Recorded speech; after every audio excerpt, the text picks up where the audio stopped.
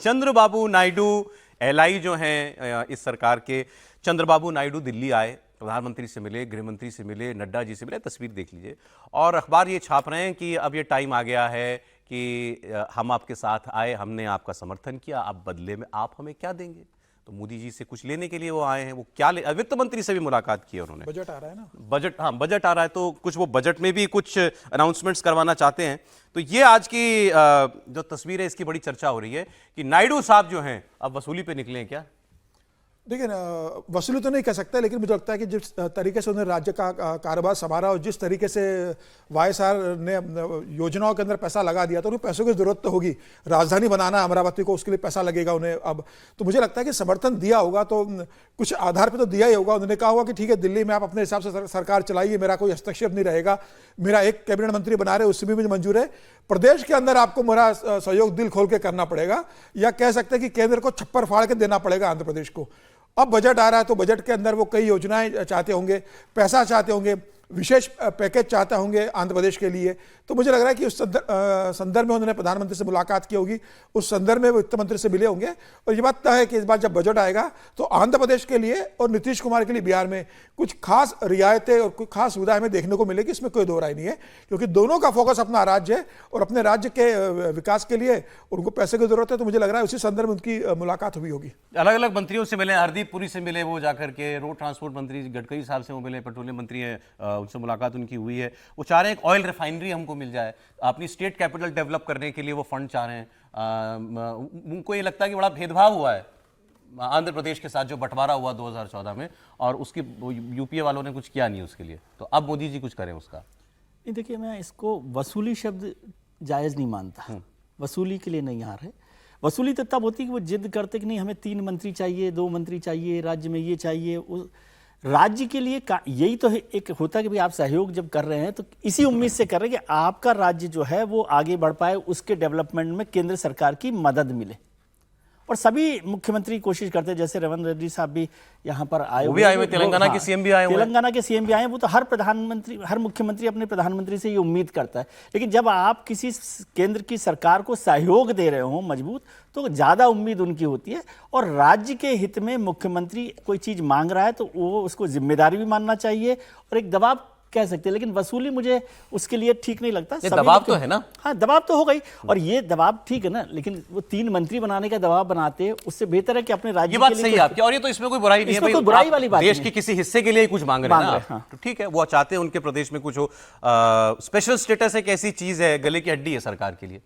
नहीं, special status तो ना वो मांगेंगे ना मिलने वाला है, ये मैं पहले भी कह चुका हूँ, फिर से दोहरा रहा हूँ। और देखिए, मैंने वो मांगे देखी और जिसको लेकर कहा जा रहा है कि मतलब जो वसूली जैसा भी एक शब्द या पे बैक टाइम, इस तरह की बात की जा रही है। देखिए, वो सारी चीजें वो हैं जो अपने एजेंडे में रखकर चंद्रबाबू नायडू और भारतीय जनता पार्टी चुनाव में गए। इसको जरा समझिए, यानी ये अलग अलग नहीं गए थे। चंद्रबाबू नायडू वहां नेता हैं, भारतीय जनता पार्टी उनके पीछे खड़ी हुई है। अगर ये सारे काम होंगे तो ये नरेंद्र मोदी की उपलब्धियों में भी जाएंगे। ऐसा नहीं है कि चंद्रबाबू नायडू की उपलब्धि में जाएंगे। आंध्र प्रदेश जिस तरह का राज्य है और जिस तरह से हैदराबाद उससे निकल जाने के बाद जो उनको चाहिए उसके लिए केंद्र सरकार के हैंड होल्डिंग मस्ट है। जगन मोहन रेड्डी को भी इस सरकार ने बहुत मदद की है। ऐसा नहीं है उस वक्त खबरें नहीं छपी, उस वक्त दूसरी खबरें छपा करती थी, लेकिन उनको भी बहुत सी मदद की है। और मुझे लगता है कि चंद्रबाबू नायडू जैसे विजनरी नेता को अगर नरेंद्र मोदी की सरकार हैंड होल्डिंग करती है तो ये बहुत अच्छा होगा। ये बिल्कुल योजनाओं के लिहाज से होना चाहिए। बस एक चीज जरूर है, मुझे लगता है कि यह भी पूछा जाना चाहिए कि किस योजना को कितने समय में कैसे आप डिलीवर करने जा रहे हैं। ये मिसिंग है उनका जो पूरा जो मांग पत्र है, उसमें ये तो कह दिया गया इतने पैसे चाहिए, इतने पैसे चाहिए, इतने पैसे चाहिए, अलग अलग योजनाओं के लिए ये चाहिए, लेकिन कोई टाइमलाइन नहीं दी गई है। मुझे लगता है ये बहुत जरूरी है, क्योंकि पिछले 5 साल में आंध्र प्रदेश में जो होना चाहिए था जगन मोहन रेड्डी ने नहीं किया।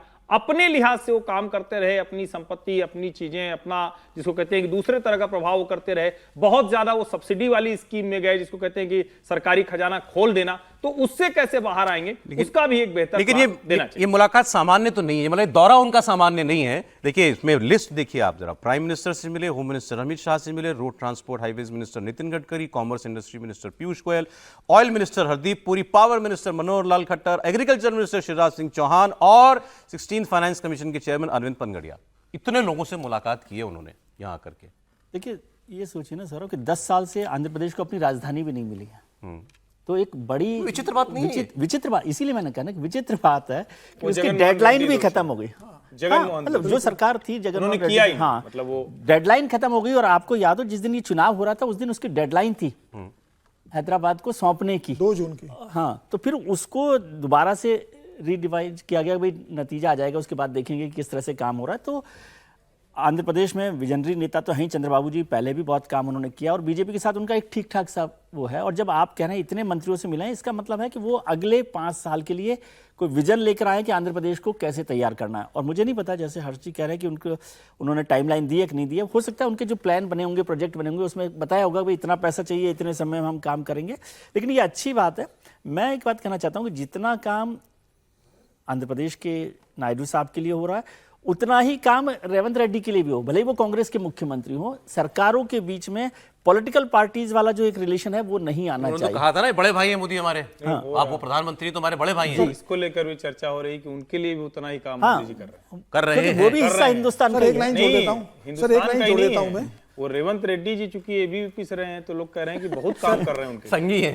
मतलब वो भी कह रहे हैं कि वो भी संगी है। राहुल गांधी सर की एक लाइन भाषा जोड़ देता हूं मैं। चंद्रबाबू नायडू सब सारे मंत्रियों से प्रोजेक्ट लाने के लिए मिल रहे हैं। प्रधानमंत्री मोदी या दूसरे मंत्री टाइमलाइन का पूछ सकते हैं कि ये कब तक फिनिश करोगे, लेकिन अमित शाह से वो किसी प्रोजेक्ट के लिए नहीं मिले। अमित शाह को टाइमलाइन देने के लिए मिले हैं कि ईडी सीबीआई को फोन करो, लगे काम पे, जगनमोहन रेड्डी के काम पे लगाओ। लगे, अच्छा। तो वो अमित शाह से इसलिए मिले हैं कि यहाँ आपको मैं टाइमलाइन आप फिक्स कीजिए कि कब तक वो अंदर जा रहे हैं ईडी और सीबीआई। ये काम तो अब वो खुद भी कर सकते हैं ना। नहीं, वो ईडी सीबीआई के मामले चल रहे हैं, वो तो अमित शाह से करवाएंगे ना। अभी तो उनको मतलब जो पुराने मामले खुलवाना है, उनको अंदर भेजना है ईडी सीबीआई में। ईडी में अंदर जाएंगे तो बाहर नहीं आ पाएंगे ना। चंद्रबाबू नायडू को भेजा था तो बाहर आ गए, वो ईडी भेजेगी तो अंदर नहीं आएगी। अरविंद केजरीवाल अंदर ही है। हालांकि मुझे इस पे लगता है नेताओं को इससे बचना चाहिए। जो भ्रष्टाचार के मामले हैं उस पर कार्रवाई हो, उस पर एजेंसी, उस पर कानून वो अपने हिसाब से काम करे। जगनमोहन कुछ दोषी हैं तो हो जाए, लेकिन अगर आप ये करते हैं, चंद्रबाबू को ये सोचना चाहिए कि उनको जेल में डाल दिया, उनको पुलिस से पिटवाया, बेटे को बंद कराया, फिर भी देखिए प्रचंड बहुमत की सरकार आ गई। तो आप ये फोकस नहीं हो सकता। फोकस आप अपने एजेंडे को, अपने विजन को आगे बढ़ाइए। उसमें भ्रष्टाचार किया है तो उसको छोड़िए मत, इसलिए मत छोड़ दीजिए कि वो कल को आएगा तो आपके खिलाफ करेगा। ये मतलब सबसे बड़े एलाइन है इस वक्त सरकार के, बीजेपी के। ये कॉम्बिनेशन जो है, ये पेबैक वाला कॉम्बिनेशन है या सहज कॉम्बिनेशन मानते हैं आप? सर देखो, जो अभी रिसेंटली कमिटीज बनी है ना, उसमें 2 लाइज में से प्रधानमंत्री ने बड़ी रिस्पेक्ट दी है टीडीपी को। 2 कमिटीज में टीडीपी को नॉमिनेट किए उनके मिनिस्टर को, नायडू साहब को, जो सिविल एविएशन मिनिस्टर हैं। तो मुझे जो लगता है कि प्रधानमंत्री के मन में जो टीडीपी के लिए अब रिस्पेक्ट है एक सीनियर अलाय पार्टनर के तौर पे, वो कहीं ना कहीं आपको हर 2 या 3 महीने में नजर आएगी। और जिस तरीके से आपको याद होगा जब स्वेरिंग इन सेरेमनी हो रही थी, उस समय भी प्रधानमंत्री ने खुद अपनी सीट से उठ के 2 लीडर्स को, पवन कल्याण को, उनके ब्रदर को, दोनों को, चंद्रबाबू को साइड पे ले जाके हाथ ऊपर करके एक इंडिकेशन दिया कि अपने साथ में रखना चाहते हैं हमेशा। तो प्रधानमंत्री का जो कार्यशैली है और जो काम करने का तरीका है ना, वो आप कहीं पे भी देख लीजिए, हमेशा अलाय पार्टनर को वो खुद इज्जत हमेशा देते हैं। ये सिर्फ अमित शाह की कार्यशैली में नहीं है, प्रधानमंत्री खुद भी जाके अपनी, चाहे अनुप्रिया पटेल हो, उनके सारे पार्टनर्स को अलग अलग जाके मिले। लोगों को कोalition देख करके यूपी वाला टाइम याद आता है ना, मनमोहन सिंह की सरकार वाला टाइम याद आता है, उस वक्त कैसा दबाव बनाया जाता था। नहीं, पर आज जो ये आप रेवंत रेड्डी की बात करें ना, विजय जी ने बड़ी अच्छी बात कही कि रेवंत रेड्डी के साथ में डिस्क्रिमिनेशन नहीं होना चाहिए। लेकिन वो एक अलग बात है कि रेवंत रेड्डी मिलने गए अमित शाह से सीबीआई और ईडीआई को केसेस लेके। आफ्टरऑल आपने बंगला उनका बड़ा एक देखा, हिल पे जाके बना हुआ, सारी वायलेशन को, वाईएसआर का। हाँ। तो और जो ईडी और इनके जो केसेस चल रहे हैं दोनों स्टेट्स में, तेलंगाना और आंध्र प्रदेश में, वो बड़े मजबूत स्थिति में पड़े हुए हैं।